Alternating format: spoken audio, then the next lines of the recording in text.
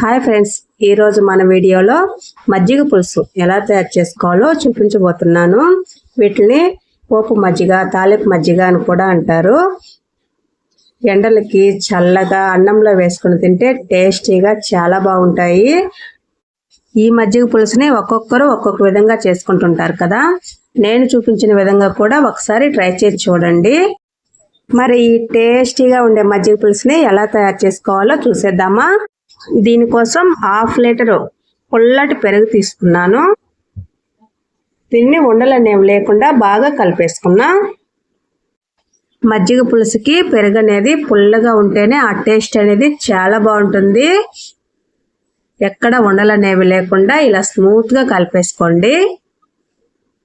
దీంట్లో నేను 2 కప్పుల వరకు వాటర్ వేసుకుంటున్నాను. మీరు చిక్కగా కావాలంటే వాటర్ తగ్గించి వేసుకోండి.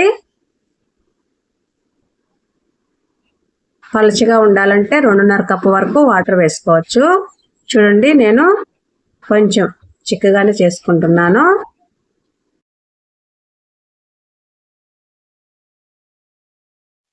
ఈ మజ్జిగని పక్కన పెట్టేసుకుందాం. ఒక రోల్ తీసుకొని ఒక 5-6 పచ్చిమిర్చి మీకు కారానికి సరిపడా తీసుకోండి. నేనైతే 6 పచ్చిమిర్చి వరకు వేసుకుంటున్నాను. ఇలా కట్ చేసి వేసుకోండి.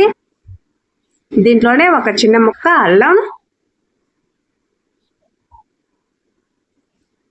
దీన్ని కచ్చా పచ్చిగా దంచేసుకుందాం. మీ దగ్గర రోల్ లేకపోతే మిక్సీ జార్లో అయినా వేసి కచ్చా పచ్చిగా గ్రైండ్ చేసేసుకోండి.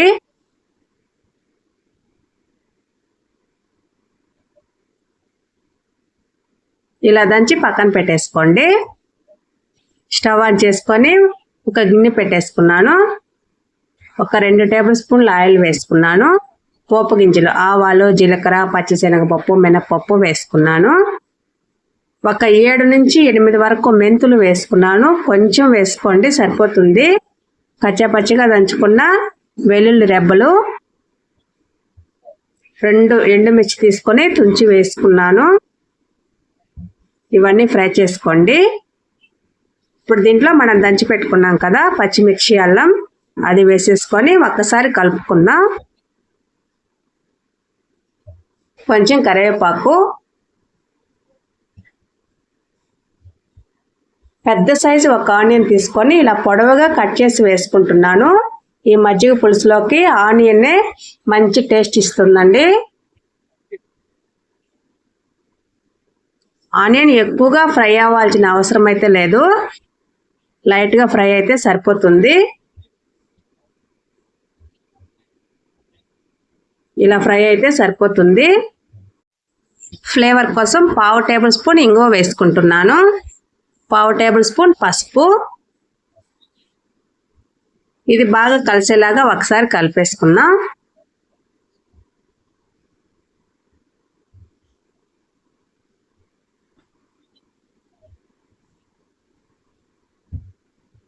ఇప్పుడు దీంట్లో మనం ఫస్టే రెడీ చేసి పెట్టుకున్నాం కదా మజ్జిగ, అవి వేసేసుకుందాం.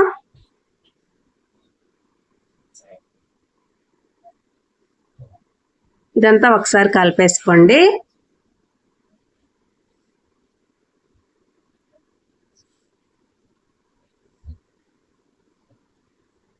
రుచికి సరిపడా సాల్ట్ వేసుకున్నాం. ఆనియన్ ఫ్రై అయిన తర్వాత స్టవ్ ఆపేసుకొని కూడా ఈ ప్రాసెస్ అంతా చేసుకోవచ్చు.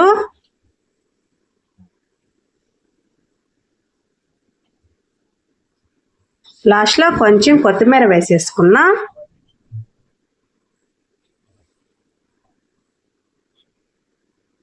అంతేనండి, ఎంతో టేస్టీగా ఉండే మజ్జిగ పులుసు రెడీ అయిపోయింది. మీరు కనుక ఫ్రెష్ పెరుగుతో మజ్జిగ పులుసు చేసుకునే పని అయితే మజ్జిగ పులుసు అంతా రెడీ అయిపోయిన తర్వాత దాంట్లో నిమ్మరసం పిండుకోండి, కరెక్ట్గా ఉంటుంది. టేస్ట్ కూడా చాలా బాగుంటుంది. నేను చూపించిన పద్ధతిలో మీరు ఒక్కసారి ట్రై చేయండి. ట్రై చేసి టేస్ట్ అనేది ఎలా వచ్చిందో మా కామెంట్ బాక్స్లో తెలియజేయండి.